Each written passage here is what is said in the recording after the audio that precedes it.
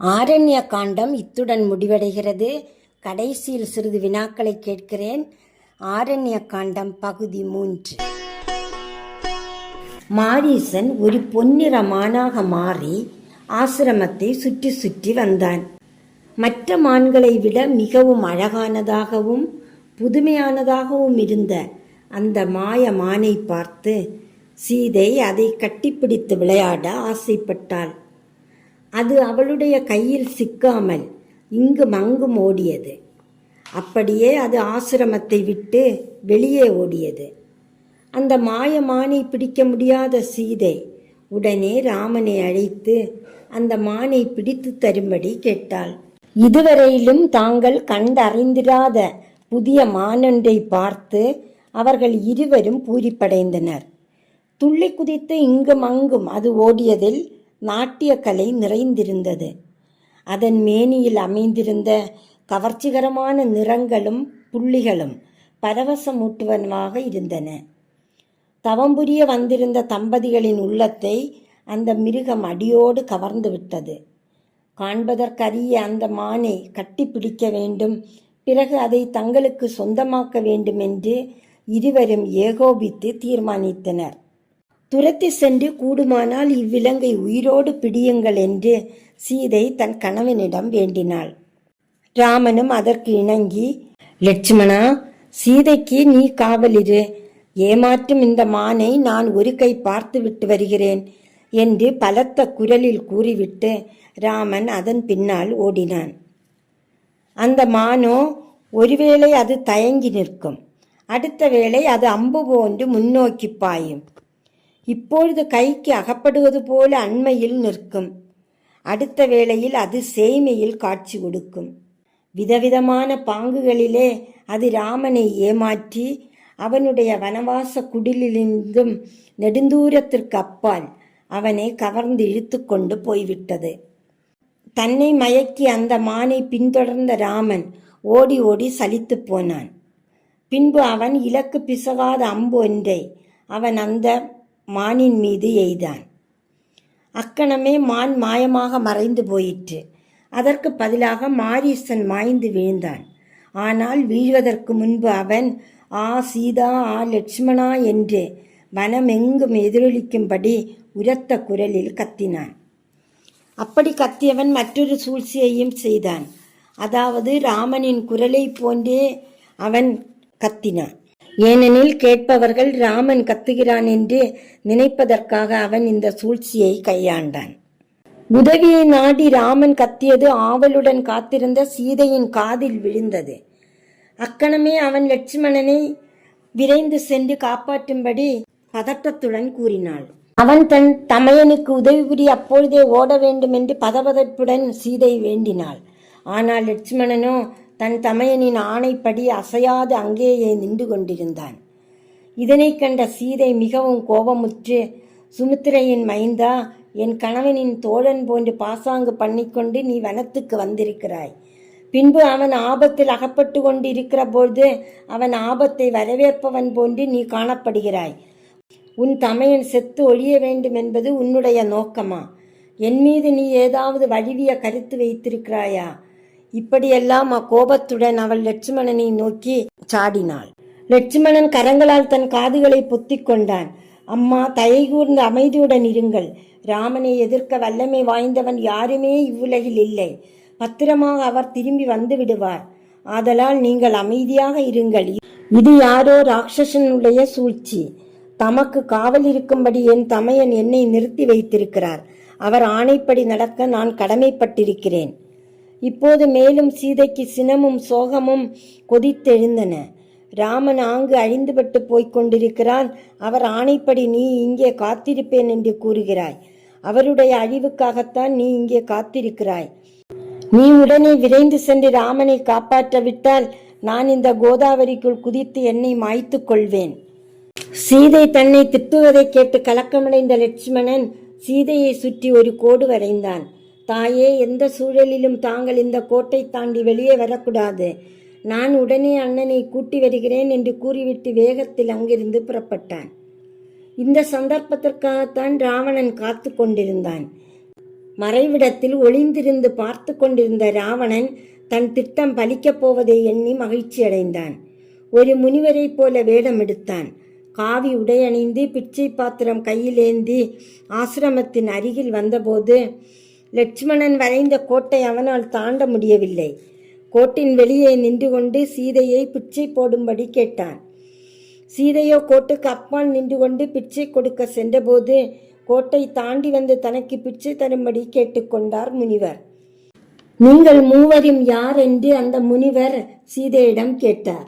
நாங்கள் தசரத அரசரின் மகன் ராமனும் அவருடைய மனைவி நான் சீதை, ராமனின் தம்பி லட்சுமணன். தசரத அரசரின் கட்டளைப்படி நாங்கள் காட்டிற்கு வந்துள்ளோம் என்று சீதை தன்னை அறிமுகப்படுத்தி கொண்டாள்.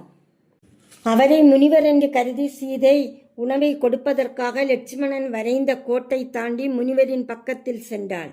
திடீரென்று முனிவர் பெரிய அரக்கனாக மாறி சீதையை தூக்கி எடுத்தார்.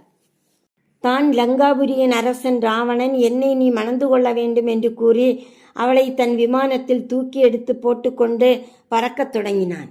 அவள் உரத்த குரலில் ராமா ராமா லட்சுமணா என்னை காப்பாற்று என்று கத்தினாள். அவளுடைய கூக்குரலை கேட்டு பக்கத்தில் வசித்து வந்த ஜடாயு என்ற பறவை பறந்து வந்தது. அது கோபத்துடன் தன் சிறகால் அவனுடைய விமானத்தை தாக்கியது. மீண்டும் பறந்து வந்து அவனை கொத்தியது. இதனால் கோபமடைந்த ராவணன் பறவையின் சிறகுகளை வெட்டி எறிந்தான். பறவை நிலத்தில் விழுந்தது. அப்போது சீதை ராமன் வரும் வரை நீ உயிருடன் இருந்து ராமனிடம் இந்த செய்தியை கூற வேண்டும் என்று கேட்டுக்கொண்டாள். பின்பு விமானம் பறந்து சென்றது. சீதை கூக்குரலிட்டு கத்திக் கொண்டிருந்தாள். ராமனை தேடி சென்ற லட்சுமணன் தொலைவில் ராமனை கண்டான். ராமனின் அருகில் ஓடி வந்த லட்சுமணன் தங்களுக்கு என்ன ஆபத்து நேர்ந்தது, ஏன் தாங்கள் கத்தினீர்கள் என்று வினவினான். ராமன் நடந்த நிகழ்ச்சிகளை விவரித்தான். மாரீசன் தான் மானின் வேடம் பூண்டு வந்தான். அவன் இறக்கும் தருவாயில் என் குரலைப் போல கத்தினான். நீ ஏன் சீதையை தனியே விட்டு வந்தாய், நீ வந்தது தவறு என்று வருந்தினான் ராமன். சீதை தன்னை கடுமையாக திட்டியதை கூறிய லட்சுமணன் ஓடோடி ஆசிரமத்திற்கு வந்தான். அங்கே சீதையை காணாமல் இருவரும் தேடினர். சீதையை எங்கும் காணவில்லை. சகோதரர்கள் இருவரும் சீதையை கூவி அழைத்து கொண்டு வெவ்வேறு இடங்களில் சுற்றி சுற்றி தேடி பார்த்தனர். ஆனால் ஒரு துப்பும் அகப்படவில்லை. பின்பு அதிவிரைவில் கழுகு வேந்தனாகிய ஜடாயுவை அவர்கள் சந்தித்தனர். அவனோ உடல் முழுதும் இரத்தம் தோய்ந்தவனாக தென்பட்டான்.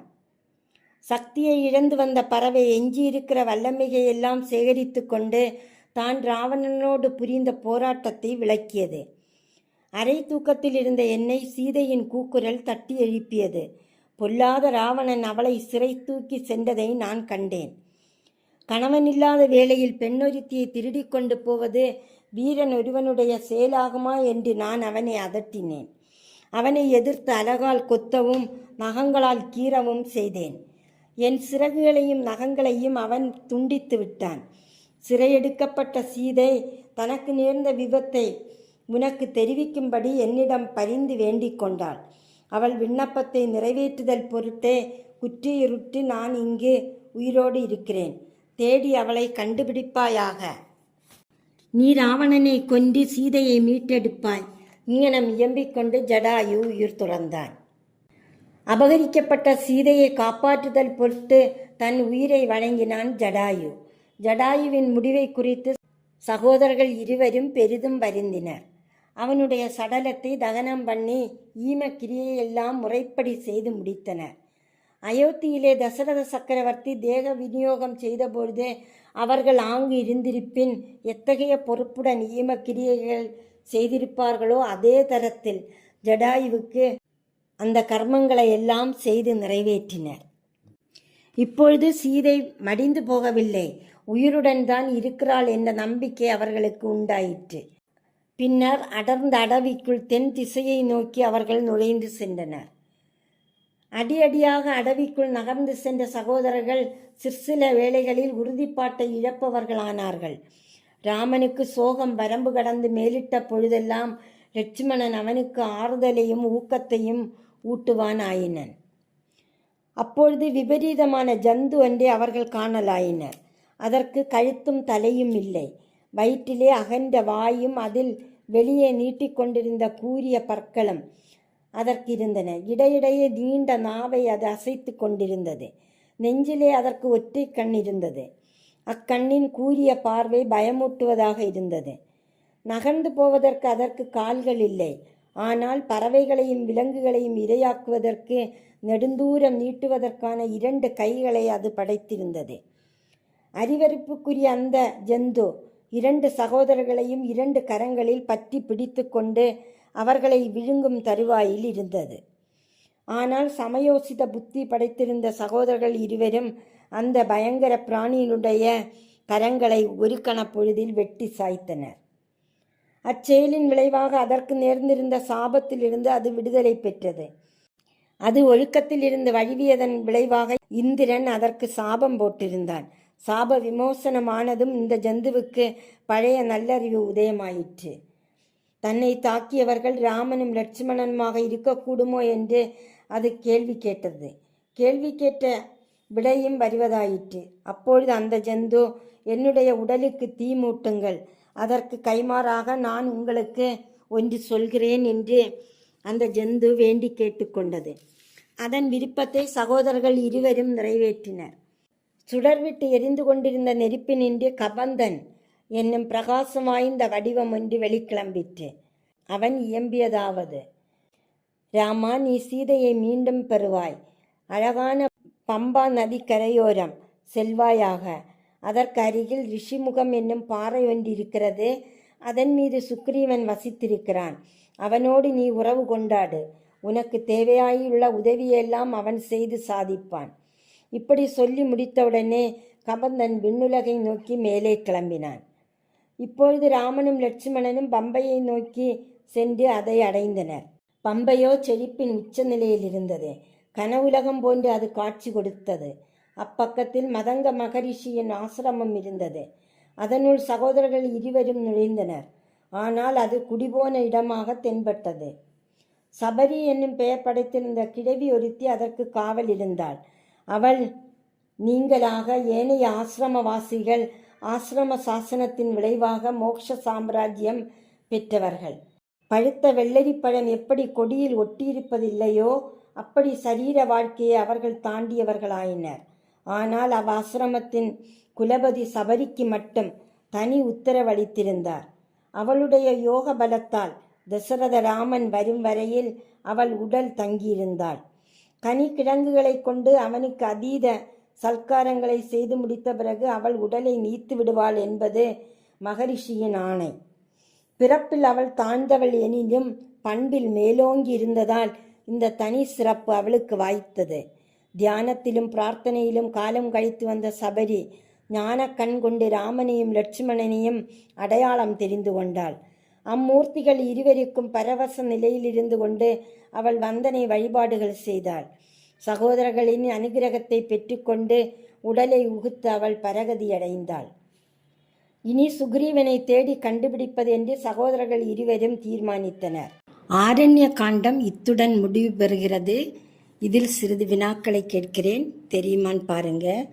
1. ஆரண்ய காண்டத்தில் முதலில் வந்த அரக்கன் யார்? விராடன். 2. ராமன் முதலில் சென்ற ஆசிரமம் யாது? சரபங்க முனிவர் ஆசிரமம். 3. அரிய அஸ்திரங்களை ராமனுக்கு அளித்த முனிவர் யார்? அகஸ்திய முனிவர்.